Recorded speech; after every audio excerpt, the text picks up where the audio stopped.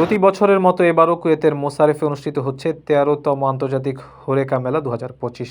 ১৪ জানুয়ারি থেকে শুরু হওয়া ৩ দিনব্যাপী মেলার এই আয়োজন শেষ হবে বৃহস্পতিবার। পর্যটন খাতের প্রচারণা ও প্রসার ঘটাতে কুয়েতে প্রতি বছর আয়োজন করা হয় আন্তর্জাতিক হোরেকা মেলার। বাংলাদেশের কিছু ব্র্যান্ডও মেলায় অংশ নিয়েছে বলে শোনা যাচ্ছে। হসপিটালিটি সার্ভিসেসের বিজনেস টু বিজনেসের ক্ষেত্রে কুয়েতের সর্ববৃহত্তম মেলা এটি। বিশেষ করে হোটেল, রেস্টুরেন্ট এবং ক্যাফে এই ৩ সেক্টরের সকল প্রকার ব্যবসা প্রতিষ্ঠান এই মেলায় মুখ্য ভূমিকা পালন করে। Sheraton, Meridian, Millennium, Crown Plaza সহ কুয়েতের সকল ৫ তারকা হোটেলগুলো এতে অংশ নেয়। ১৯৯৪ সালে প্রথম লেবাননে এই মেলার আয়োজন করা হয়। পরবর্তীতে জর্ডান, সৌদি আরব ও কুয়েতেও জনপ্রিয় হয়ে ওঠে আয়োজন।